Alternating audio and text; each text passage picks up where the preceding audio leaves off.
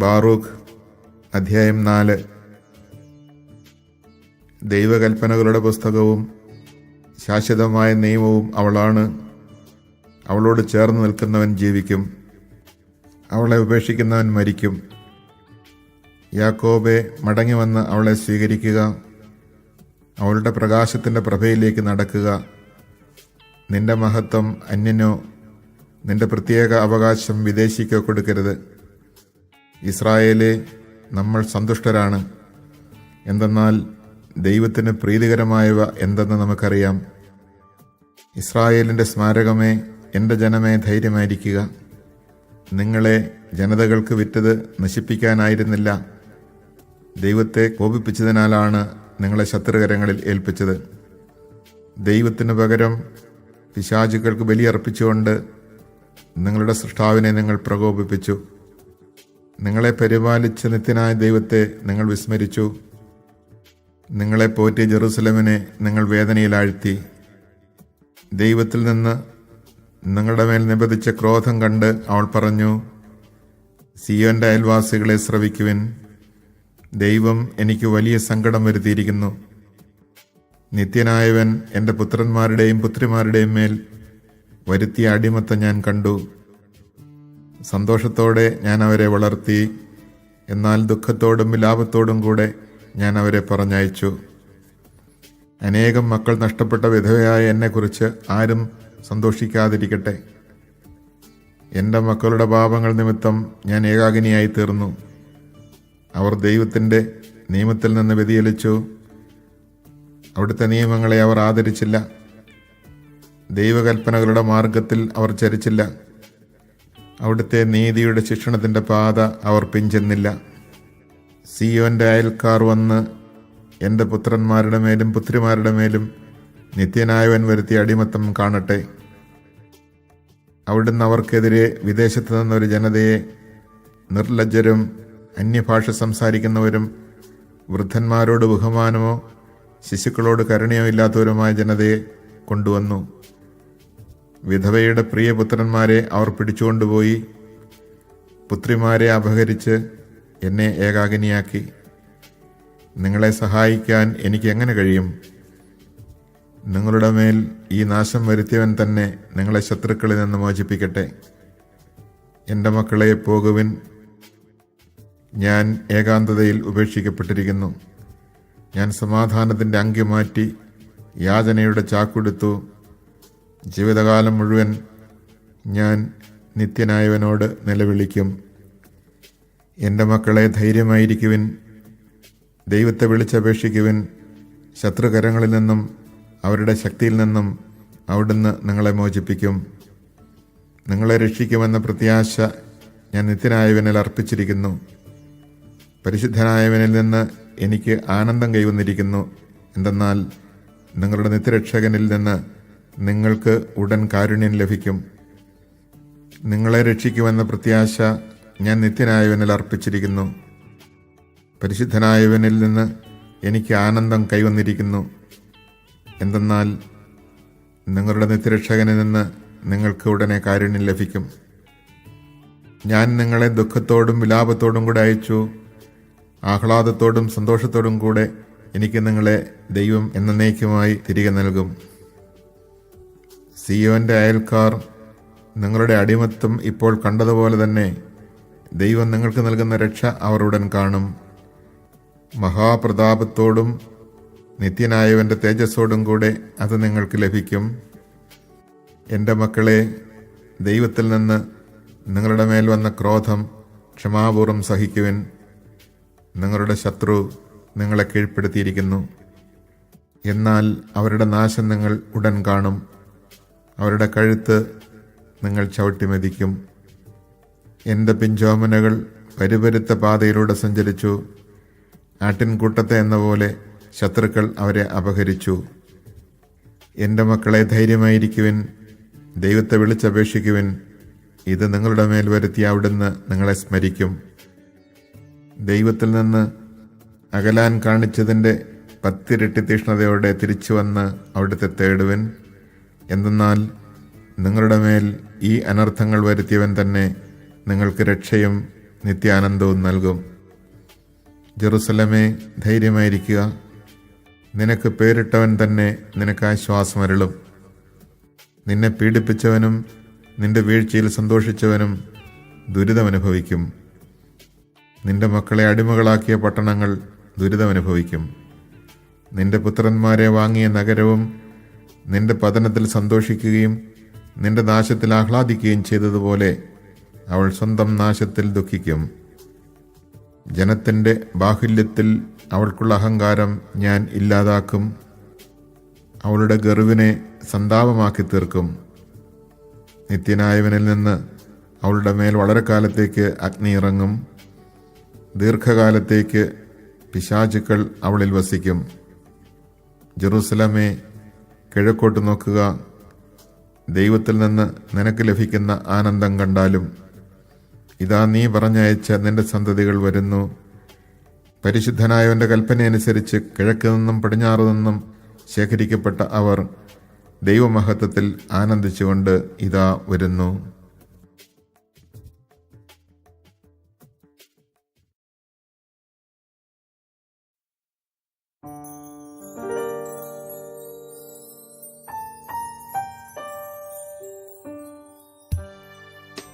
Baruch അധ്യായം 5. Jerusalem, നീ ദുഃഖത്തിൻ്റെയും പീഡനത്തിൻ്റെയും വസ്ത്രം മാറ്റി ദൈവത്തിൽ നിന്നുള്ള മഹത്വത്തിൻ്റെ സൗന്ദര്യം എന്നേക്കുമായി അണിയുക. ദൈവത്തിൽ നിന്നുള്ള നീതിയുടെ മേലങ്കി ധരിക്കുക. നിത്യനായവൻ്റെ മഹത്വത്തിൻ്റെ കിരീടം ശിരസിൽ അണിയുക. ആകാശത്തിന് കീഴിൽ എല്ലായിടത്തും ദൈവം നിന്റെ തേജസ് വെളിപ്പെടുത്തും. നീതിയുടെ സമാധാനവും ഭക്തിയുടെ മഹത്വവും എന്ന് ദൈവം എന്നേക്കുമായി നിന്നെ പേര് വിളിക്കും. ജെറുസലേം, ഉണരുക. ഉയരത്തിൽ നിന്ന് കിഴക്കോട്ട് നോക്കുക. പരിശുദ്ധനായവൻ്റെ കൽപ്പനയനുസരിച്ച് കിഴക്ക് നിന്നും പടിഞ്ഞാറ് നിന്നും ശേഖരിക്കപ്പെട്ട നിന്റെ മക്കളെ കാണുക. ദൈവം നിന്നെ സ്മരിച്ചതിൽ അവർ ആനന്ദിക്കുന്നു. ശത്രുക്കൾ അവരെ നിന്നിൽ നിന്ന് വേർപെടുത്തി നടത്തിക്കൊണ്ടുപോയി. എന്നാൽ ദൈവം അവരെ സിംഹാസനത്തിലെന്ന പോലെ മഹത്വത്തിൽ സംവഹിച്ച് നിന്നിലേക്ക് മടക്കിക്കൊണ്ടുവരും. ഉന്നതഗിരികളും ശാശ്വത ശൈലങ്ങളും ഇടിച്ചു നിർത്താനും താഴ്വരകൾ നികത്തി നിരപ്പുള്ളതാക്കാനും ദൈവം കൽപ്പിച്ചിരിക്കുന്നു. അങ്ങനെ ഇസ്രായേൽ ദൈവത്തിൻ്റെ മഹത്വത്തിൽ സുരക്ഷിതരായി നടക്കും. ദൈവത്തിൻ്റെ കൽപ്പനയനുസരിച്ച് വനങ്ങളും സുഗന്ധവൃക്ഷങ്ങളും ഇസ്രായേലിന് തണലേകി. തന്നിൽ നിന്ന് വരുന്ന നീതിയും കാരുണ്യവും കൊണ്ട് ദൈവം സന്തോഷപൂർവ്വം ഇസ്രായേലിനെ തൻ്റെ മഹത്വത്തിൻ്റെ പ്രകാശത്തിൽ നയിക്കും. അവിടുത്തെ കാരുണ്യവും നീതിയും അവർക്ക് അകമ്പടി സേവിക്കും.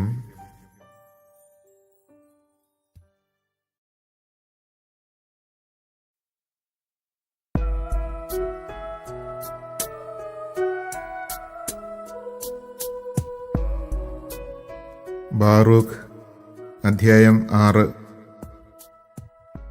ബാബിലോൺ രാജാവ് അടിമകളാക്കി ബാബിലോണിലേക്ക് കൊണ്ടുപോകാനിരുന്നവർക്ക് ജെറമിയ അയച്ച എഴുത്തിൻ്റെ പകർപ്പ്. ദൈവം തന്നോട് കൽപ്പിച്ച സന്ദേശം അവരെ അറിയിക്കാനായിരുന്നു ഇത്. ദൈവസന്നിധിയിൽ നിങ്ങൾ ചെയ്ത പാപം നിമിത്തം ബാബിലോൺ രാജാവായ നെബൂഖദ്നേസർ നിങ്ങളെ ബാബിലോണിലേക്ക് തടവുകാരായി കൊണ്ടുപോകും. അതുകൊണ്ട് നിങ്ങൾക്ക് ബാബിലോണിലെത്തി ദീർഘകാലം 7 തലമുറ വരെ അവിടെ താമസിക്കേണ്ടി വരും. അതിനുശേഷം ഞാൻ നിങ്ങളെ അവിടെ നിന്ന് സമാധാനത്തിൽ തിരിച്ചു കൊണ്ടുവരും. നിങ്ങൾ ബാബിലോണിൽ വെള്ളി, സ്വർണം, മരം എന്നിവ കൊണ്ട് നിർമ്മിച്ച ദേവന്മാരെ കാണും. മനുഷ്യൻ അവയെ തോളിൽ ചുമക്കുന്നു. ജനതകൾ അവയെ ഭയപ്പെടുന്നു. ജനതകളെപ്പോലെ ആകാതിരിക്കാൻ ശ്രദ്ധിക്കുവിൻ. ഈ ദേവന്മാരുടെ മുൻപിലും പിൻപിലും നിന്ന് ജനക്കൂട്ടം ആരാധിക്കുന്നത് കാണുമ്പോൾ നിങ്ങൾക്ക് അവയോട് ഭയം തോന്നരുത്. എന്നാൽ നിങ്ങൾ ഹൃദയത്തിൽ പറയണം, കർത്താവേ, അങ്ങയെയാണ് ഞങ്ങൾ ആരാധിക്കേണ്ടത്. എൻ്റെ ദൂതൻ നിങ്ങളുടെ കൂടെയുണ്ട്. അവൻ നിങ്ങളുടെ ജീവൻ കാത്തു സൂക്ഷിക്കുന്നു. ശില്പികൾ മിനുക്കിയെടുത്തതാണ് അവയുടെ നാവുകൾ. സ്വർണവും വെള്ളിയും പൊതിഞ്ഞതാണ് ഈ വിഗ്രഹങ്ങൾ. സംസാരിക്കാൻ കഴിവില്ലാത്ത വ്യാജദേവന്മാരാണ് അവ. ആഡംബരഭ്രമമുള്ള യുവതികളെ എന്ന പോലെ അവയെ അവർ സുവർണകിരീടം അണിയിക്കുന്നു. പുരോഹിതന്മാർ ചിലപ്പോഴൊക്കെ ഈ ദേവന്മാരിൽ നിന്ന് സ്വർണവും വെള്ളിയും രഹസ്യമായി എടുത്ത് സ്വന്തം കാര്യങ്ങൾക്ക് ഉപയോഗിക്കുന്നു. അതിൽ നിന്ന് ഉള്ളറയിലെ വേശ്യകൾക്ക് പോലും കൊടുക്കുന്നു. സ്വർണവും വെള്ളിയും മരവും കൊണ്ട് നിർമ്മിച്ച ഈ ദേവന്മാരെ അവർ മനുഷ്യരെ എന്ന പോലെ വസ്ത്രങ്ങൾ അണിയിക്കുന്നു. തുരുമ്പ് പിടിക്കാതെയോ ചെതുക്കിച്ചു പോകാതെയോ തന്നെത്താൻ രക്ഷിക്കാൻ അവയ്ക്കൊന്നിനും സാധ്യമല്ല. രക്താംബരം അണിയിക്കുമ്പോൾ അവയുടെ മുഖത്ത് കട്ട പിടിച്ചിരിക്കുന്ന ക്ഷേത്രത്തിലെ പൊടി തുടച്ചു മാറ്റേണ്ടി വരുന്നു. ദേശാധിപതികളെപ്പോലെ അവ ചെങ്കോൽ പിടിക്കുന്നു. എന്നാൽ തങ്ങളെ ധിക്കരിക്കുന്നവനെ നശിപ്പിക്കാൻ അവയ്ക്ക് കഴിവില്ല. അതിൻ്റെ വലത്ത് കൈയിൽ കടാരിയുണ്ട്, കോടാലിയുമുണ്ട്. എന്നാൽ യുദ്ധങ്ങളിൽ നിന്നോ കവർച്ചയിൽ നിന്നോ തന്നെ രക്ഷിക്കാൻ അതിന് കഴിവില്ല. അതുകൊണ്ട് അവ ദേവന്മാരല്ലെന്ന് വ്യക്തമാണ്. അവയെ ഭയപ്പെടേണ്ട. ഉപയോഗശൂന്യമായ പൊട്ടപാത്രങ്ങൾ പോലെയാണ് വിജാതീയരുടെ ക്ഷേത്രങ്ങളിൽ പ്രതിഷ്ഠിച്ചിരിക്കുന്ന ദേവന്മാർ. അവിടെ പ്രവേശിക്കുന്നവർ പറത്തുന്ന പൊടി കൊണ്ട് അവയുടെ കണ്ണുകൾ മൂടിയിരിക്കുന്നു. രാജ്യദ്രോഹത്തിന് വധശിക്ഷയ്ക്ക് വിധിക്കപ്പെട്ട് കിടക്കുന്നവനെ എല്ലാ വശത്തു നിന്നും വാതിലടച്ച് സൂക്ഷിക്കുന്നത് പോലെ വിഗ്രഹങ്ങൾ കള്ളന്മാർ അപഹരിക്കാതിരിക്കാൻ പുരോഹിതന്മാർ വാതിലുകളും താഴുകളും ഓടാമ്പലുകളും കൊണ്ട് ക്ഷേത്രം സുരക്ഷിതമാക്കുന്നു. തങ്ങൾക്ക് ആവശ്യമുള്ളതിലും കൂടുതൽ വിളക്കുകൾ അവർ ദേവന്മാർക്ക് വേണ്ടി കത്തിക്കുന്നു. എന്നാൽ അവയിലൊന്നുപോലും കാണാൻ ദേവന്മാർക്ക് കഴിവില്ല. അവ ക്ഷേത്രത്തിൻ്റെ തുലാത്തിന് തുല്യമാണ്. ഭൂമിയിലെ കീടങ്ങൾ അവയെയും അവയുടെ വസ്ത്രങ്ങളെയും തിന്നു നശിപ്പിക്കുമ്പോൾ അവയുടെ ഹൃദയം ഉരുകിയതാണത് എന്ന് മനുഷ്യർ പറയുന്നു. ക്ഷേത്രത്തിലെ പുക കൊണ്ട് തങ്ങളുടെ മുഖം ഇരുണ്ടുപോയത് അവ അറിയുന്നില്ല. വവ്വാലുകളും മീവൽ പക്ഷികളും പറവകളും വന്ന് അവയുടെ ശരീരത്തിലും ശിരസിലും ഇരിക്കുന്നു. അതുപോലെ തന്നെ പൂച്ചകളും. ഇതിൽ നിന്ന് അവ ദേവന്മാരല്ലെന്ന് നിങ്ങൾക്ക് മനസ്സിലാക്കാം. അവയെ ഭയപ്പെടേണ്ട. അലങ്കാരത്തിനായി അവ ധരിക്കുന്ന സ്വർണത്തിൽ പറ്റിയ അഴുക്ക് തുടച്ചില്ലെങ്കിൽ അവ തിളങ്ങുകയില്ല. വാർത്തെടുക്കുമ്പോൾ പോലും അവയ്ക്കൊരു വികാരവുമില്ലായിരുന്നു. അവയെ എന്തു വിലയ്ക്കും വാങ്ങാം, പക്ഷേ അവയ്ക്ക് ജീവനില്ല. കാലുകളില്ലാത്തതിനാൽ അവ മനുഷ്യന്റെ തോളുകളിൽ വഹിക്കപ്പെടുന്നു. അങ്ങനെ മനുഷ്യവർഗത്തിന് അവയുടെ നിസ്സാരത വ്യക്തമാകുന്നു. അവയെ ആരാധിക്കുന്നവർ ലജ്ജിതരാകുന്നു. എന്തെന്നാൽ അവരാണ് അവയെ ഉറപ്പിച്ചു നിർത്തുന്നത്. അല്ലെങ്കിൽ അവ വീണുപോകും. നിലത്ത് നാട്ടു നിർത്തിയാൽ അവയ്ക്ക് തന്നെത്താൻ ചലിക്കാൻ കഴിവില്ല. മറിച്ചിട്ടാൽ അവയ്ക്ക് നേരെ നിൽക്കാനാവില്ല. മരിച്ചവരുടെ മുമ്പിൽ എന്ന പോലെയാണ് അവയുടെ മുമ്പിൽ കാഴ്ചകൾ അർപ്പിക്കുന്നത്. ഈ ദേവന്മാർക്ക് കാഴ്ചവെക്കുന്ന ബലിവസ്തുക്കൾ പുരോഹിതന്മാർ വിറ്റ് ആ പണം ഉപയോഗിക്കുന്നു. അതുപോലെ അവരുടെ ഭാര്യമാരും കുറെ എടുത്ത് ഉപ്പിട്ട് സൂക്ഷിക്കുന്നു. ദരിദ്രർക്കോ നിസ്സഹായർക്കോ ഒന്നും കൊടുക്കുന്നില്ല. ആർത്തവകാലത്തും പ്രസവാനന്തരവും സ്ത്രീകൾ ആ ബലിവസ്തുക്കളെ സ്പർശിക്കുന്നു. ഇക്കാരണങ്ങളാൽ അവ ദേവന്മാരല്ലെന്ന് നിങ്ങൾ അറിയുന്നു. അവയെ ഭയപ്പെടേണ്ട. അവയെ എന്തിന് ദേവന്മാരെന്ന് വിളിക്കണം? സ്വർണവും വെള്ളിയും മരവും കൊണ്ടുള്ള അവയ്ക്ക് സ്ത്രീകൾ ഭക്ഷണം വിളമ്പുന്നു. അവയുടെ ക്ഷേത്രങ്ങളിൽ പുരോഹിതന്മാർ കീറിയ വസ്ത്രങ്ങൾ ധരിച്ചും താടിയും തലയും ക്ഷൗരം ചെയ്തും ശിരസ് മറയ്ക്കാതെയും ഇരിക്കുന്നു. മരിച്ചവന് വേണ്ടിയുള്ള അടിയന്തരത്തിൽ ചിലർ ചെയ്യാറുള്ളതുപോലെ അവയുടെ മുമ്പിൽ അവർ അലറുകയും മുറവിളി കൂട്ടുകയും ചെയ്യുന്നു. ഭാര്യമാരെയും മക്കളെയും അണിയിക്കാനായി പുരോഹിതന്മാർ തങ്ങളുടെ ദേവന്മാരുടെ വസ്ത്രങ്ങളിൽ ചിലതെടുക്കുന്നു. അവയോട് നന്മ ചെയ്താലും തിന്മ ചെയ്താലും പ്രതിഫലം നൽകാൻ അവയ്ക്ക് കഴിവില്ല. രാജാവിനെ നിയമിക്കാനോ സ്ഥാനഭ്രഷ്ടനാക്കാനോ അവയ്ക്ക് സാധിക്കുകയില്ല. അതുപോലെ തന്നെ സമ്പത്തോ പണമോ നൽകാൻ അവയ്ക്ക് കഴിവില്ല. ആരെങ്കിലും അവയോട് ശപഥം ചെയ്തിട്ട് അനുഷ്ഠിക്കാതിരുന്നാൽ അത് ഈടാക്കാൻ അവയ്ക്ക് സാധിക്കുകയില്ല. മരണത്തിൽ നിന്ന് മോചിപ്പിക്കാനോ ബലവാനിൽ നിന്ന് ദുർബലനെ രക്ഷിക്കാനോ അവയ്ക്ക് കഴിയുകയില്ല. അന്ധന് കാഴ്ച നൽകാനോ ആകുലതയിൽ നിന്ന് ഒരുവനെ വിമുക്തനാക്കാനോ അവയ്ക്ക് സാധിക്കുകയില്ല. വിധവയോട് കാരുണ്യം കാണിക്കാനോ അനാഥന് നന്മ ചെയ്യാനോ അവയ്ക്ക് കഴിവില്ല. തടി കൊണ്ട് നിർമ്മിക്കുകയും സ്വർണവും വെള്ളിയും കൊണ്ട് പൊതിയുകയും ചെയ്തിരിക്കുന്ന ഈ ദേവന്മാർ പർവ്വതങ്ങളിലെ കല്ലുകൾക്ക് സമാനമാണ്. അവയെ ആരാധിക്കുന്നവർ ലജ്ജിതരാകും. എന്നിട്ടും അവ ദേവന്മാരാണെന്ന് കരുതുകയും അപ്രകാരം അവയെ വിളിക്കുകയും ചെയ്യുന്നത് എന്തുകൊണ്ട്? ഇതിനു പുറമെ കൽദായർ പോലും അവയെ അവഹേളിക്കുന്നു. അവർ ഊമനെ കണ്ടാൽ ബാലിൻ്റെ അടുത്ത് കൊണ്ടുവന്ന് അവന് സംസാരശക്തി നൽകണം എന്ന് പ്രാർത്ഥിക്കുന്നു. ബാലിന് ഗ്രഹണശക്തി ഉണ്ടെന്നാണ് അവരുടെ വിചാരം. എന്നാൽ അവർക്കിത് മനസ്സിലാക്കി അവയെ ഉപേക്ഷിക്കാൻ കഴിയുന്നില്ല. കാരണം അവർക്ക് ബുദ്ധിയില്ല.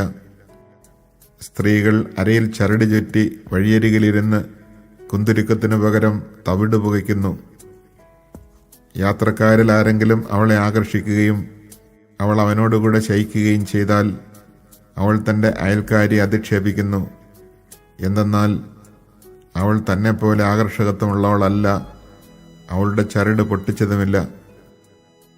അവയ്ക്ക് വേണ്ടി എന്തു ചെയ്താലും അത് വ്യർത്ഥമാണ്. എന്നിട്ടും അവ ദേവന്മാരാണെന്ന് ചിലർ കരുതുകയും അപ്രകാരം അവയെ വിളിക്കുകയും ചെയ്യുന്നത് എന്തുകൊണ്ട്? മരപ്പണിക്കാരും സ്വർണ്ണപ്പണിക്കാരുമാണ് അവ ഉണ്ടാക്കിയത്. ശില്പികൾ ആഗ്രഹിക്കുന്നതല്ലാതെ മറ്റൊന്നും ആകാൻ അവയ്ക്ക് സാധിക്കുകയില്ല. അവയെ ഉണ്ടാക്കുന്നവർ പോലും ദീർഘകാലം ജീവിക്കുകയില്ല. അങ്ങനെയെങ്കിൽ അവർ നിർമ്മിച്ച വസ്തുക്കൾക്ക് എങ്ങനെ ദേവന്മാരായിരിക്കാൻ സാധിക്കും? വരും തലമുറയ്ക്ക് നുണകളും നിന്ദയും മാത്രമാണ് അവർ അവശേഷിപ്പിച്ചിരിക്കുന്നത്.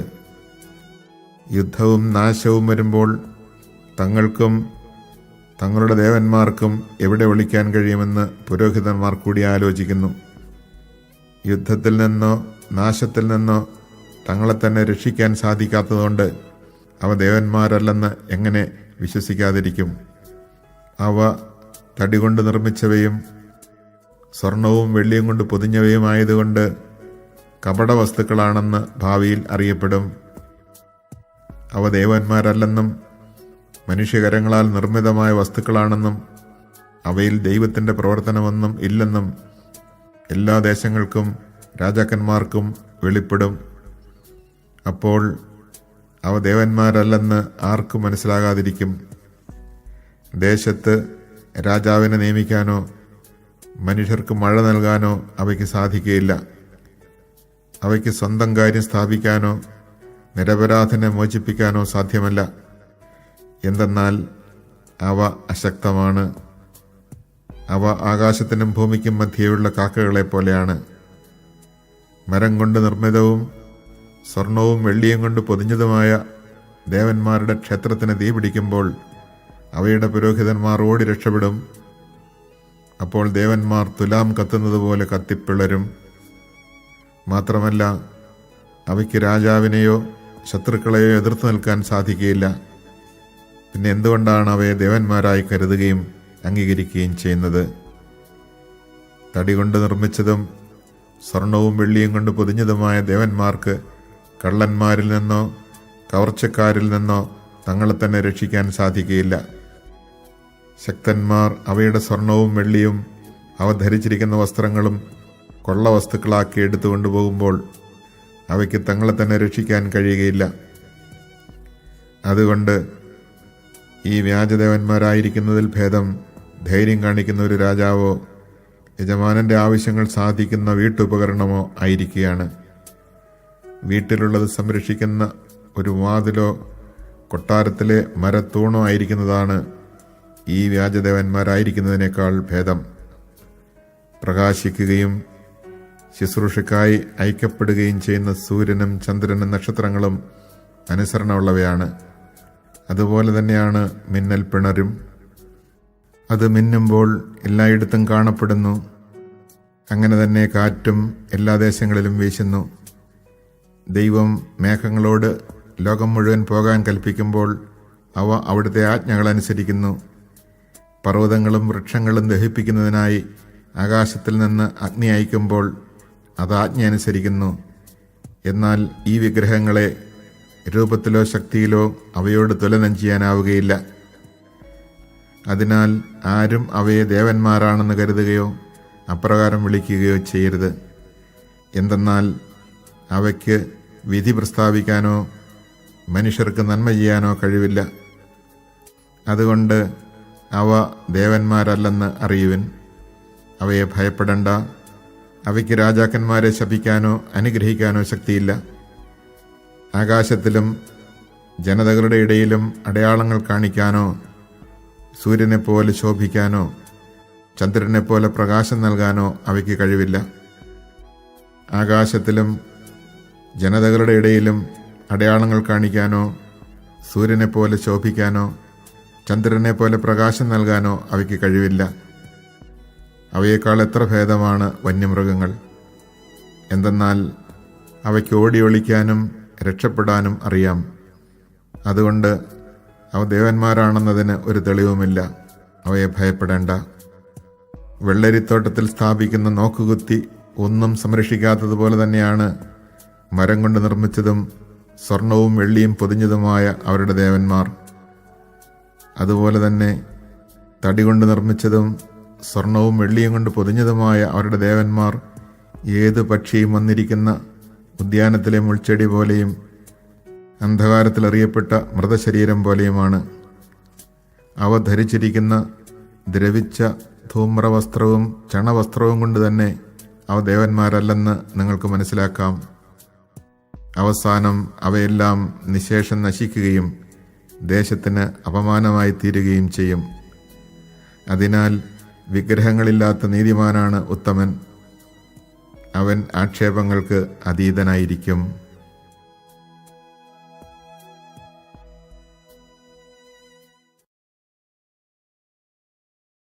Chapter 4. She is the book of the precepts of God, the law that endures forever. All who cling to her will live, but those will die who forsake her. Turn, O Jacob, and receive her. Walk by her light toward splendor. Give not your glory to another, your privileges to an alien race. Blessed are we, O Israel, for what pleases God is known to us. Fear not, my people. Remember, Israel, you were sold to the nations not for your destruction. It was because you angered God that you were handed over to your foes. For you provoked your Maker with sacrifices to demons, to no gods. You forsook the eternal God who nourished you, and you grieved Jerusalem who fostered you. She indeed saw coming upon you the anger of God, and she said, Hear, you neighbors of Zion, God has brought great mourning upon me, for I have seen the captivity that the eternal God has brought upon my sons and daughters. With joy I fostered them, but with mourning and lament I let them go. Let no one gloat over me, a widow, bereft of many. For the sins of my children I am left desolate, because they turned from the law of God, and did not acknowledge his statutes. In the ways of God's commandments they did not walk, nor did they tread the disciplined paths of his justice. Let Zion's neighbors come to take note of the captivity of my sons and daughters, brought upon them by the eternal God. He has brought against them a nation from afar, a nation ruthless and of alien speech, that has neither reverence for age nor tenderness for childhood. They have led away this widow's cherished sons, have left me solitary without daughters. What can I do to help you? He who has brought this evil upon you must himself deliver you from your enemies' hands. Farewell, my children, farewell. I am left desolate. I have taken off the garment of peace, have put on sackcloth for my prayer of supplication, and while I live I will cry out to the eternal God. Fear not, my children, call upon God, who will deliver you from oppression at enemy hands. I have trusted in the eternal God for your welfare, and joy has come to me from the Holy One because of the mercy that will swiftly reach you from your eternal Savior. With mourning and lament I sent you forth, but God will give you back to me with enduring gladness and joy. As Zion's neighbors lately saw you taken captive, so shall they soon see God's salvation come to you with great glory and the splendor of the eternal God. My children, bear patiently the anger that has come from God upon you. Your enemies have persecuted you, and you will soon see their destruction and trample upon their necks. My pampered children have trodden rough roads, carried off by their enemies like sheep in a raid. Fear not, my children. Call out to God. He who brought this upon you will remember you. As your hearts have been disposed to stray from God, turn now 10 times the more to seek him. For he who has brought disaster upon you will, in saving you, bring you back enduring joy. Fear not, Jerusalem. He who gave you your name is your encouragement. Fearful are those who harmed you, who rejoiced at your downfall. Fearful are the cities where your children were enslaved. Fearful the city that took your sons. As that city rejoiced at your collapse and made merry at your downfall, so shall she grieve over her own desolation. I will take from her the joyous throngs, and her exultation shall be turned to mourning. For fire shall come upon her from the eternal God for a long time, and demons shall dwell in her from that time on. Look to the east, Jerusalem. Behold the joy that comes to you from God. Here come your sons whom you once let go, gathered in from the east and from the west by the word of the Holy One, rejoicing in the glory of God. Chapter 5. Jerusalem, take off your robe of mourning and misery, put on the splendor of glory from God forever. Wrapped in the cloak of justice from God, bear on your head the mitre that displays the glory of the eternal name. For God will show all the earth your splendor. You will be named by God forever. The peace of justice, the glory of God's worship. Up, Jerusalem, stand upon the heights. Look to the east and see your children gathered from the east and the west at the word of the Holy One, rejoicing that they are remembered by God. Led away on foot by their enemies they left you, but God will bring them back to you, borne aloft in glory as on royal thrones. For God has commanded that every lofty mountain be made low, and that the age-old depths and gorges be filled to level ground, that Israel may advance secure in the glory of God. The forests and every fragrant kind of tree have overshadowed Israel at God's command. For God is leading Israel in joy by the light of his glory, with his mercy and justice for company. Chapter 6. A copy of the letter which Jeremiah sent to those who were being led captive to Babylon by the king of the Babylonians, to convey to them what God had commanded him. For the sins you committed before God, you are being led captive to Babylon by Nebuchadnezzar, king of the Babylonians. When you reach Babylon, you will be there many years, a period 7 generations long, after which I will bring you back from there in peace. And now in Babylon you will see, borne upon men's shoulders, gods of silver and gold and wood, which cast fear upon the pagans. Take care that you yourselves do not imitate their alien example, and stand in fear of them, when you see the crowd before them and behind worshipping them. Rather say in your hearts, You, O Lord, are to be worshipped. For my angel is with you, and he is the custodian of your lives. Their tongues are smoothed by woodworkers. They are covered with gold and silver, but they are of fraud and cannot speak. People bring gold as to a maiden in love with ornament, and furnish crowns for the heads of their gods. Then sometimes the priests take the silver and gold from their gods and spend it on themselves, or give part of it to the harlots on the terrace. They trick them out in garments like men, these gods of silver and gold and wood. But though they are wrapped in purple clothing, they are not safe from corrosion or insects. They wipe their faces clean of the house dust which is thick upon them. Each has a scepter, like the human ruler of a district, but none does away with those that offend against it. Each has in its right hand an axe or dagger, but it cannot save itself from war or pillage. Thus it is known they are not gods. Do not fear them. As useless as one's broken tools are their gods set up in their houses. Their eyes are full of dust from the feet of those who enter. Their courtyards are walled in like those of a man brought to execution for a crime against the king. The priests reinforce their houses with gates and bars and bolts, lest they be carried off by robbers. They light more lamps for them than for themselves, yet not one of these can they see. They are like any beam in the house. It is said their hearts are eaten away. Though the insects out of the ground consume them, and their garments, they do not feel it. Their faces are blackened by the smoke of the house. Bats and swallows alight on their bodies and on their heads, and cats as well as birds. Know, therefore, that they are not gods, and do not fear them. Despite the gold that covers them for adornment, unless someone wipes away the corrosion, they do not shine, nor did they feel anything when they were molded. They are bought at any price, and there is no spirit in them. Having no feet, they are carried on men's shoulders, displaying their shame to all, and those who worship them are put to confusion, because if they fall to the ground, the worshippers must raise them up. They neither move of themselves if one sets them upright, nor come upright if they fall. But one puts gifts beside them, as beside the dead. Their priests resell their sacrifices for their own advantage. Even their wives cure parts of the meat, but do not share it with the poor and the weak. The menstruous and women in childbed handle their sacrifices, knowing from this that they are not gods.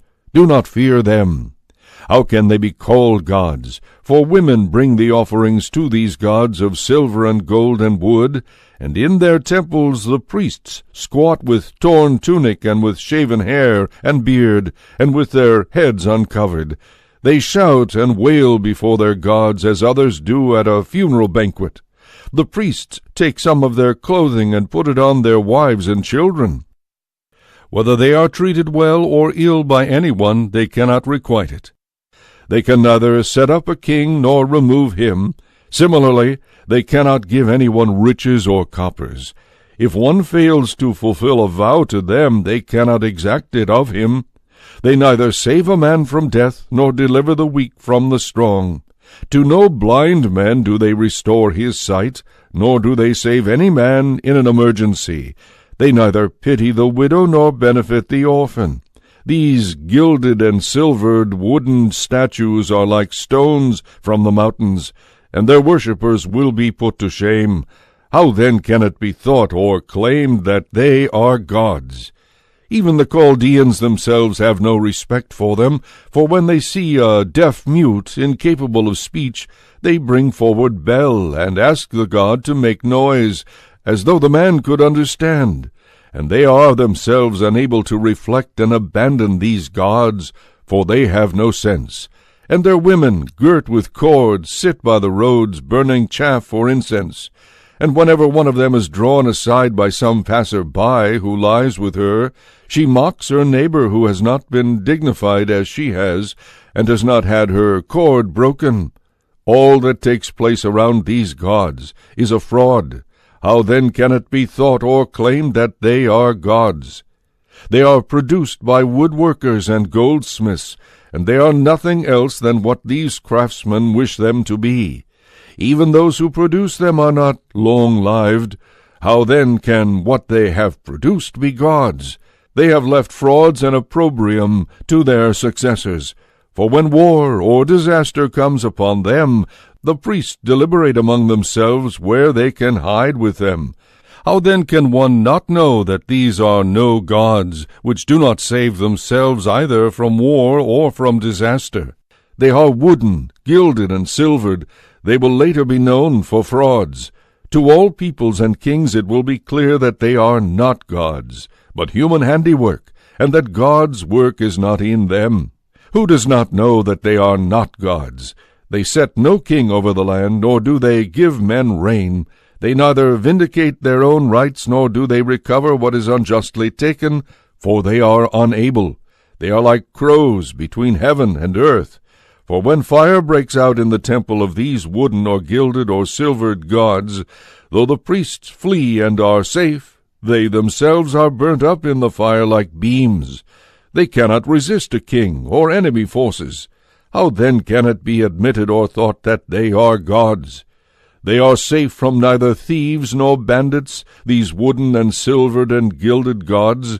Those who seize them strip off the gold and the silver, and go away with the clothing that was on them, and they cannot help themselves.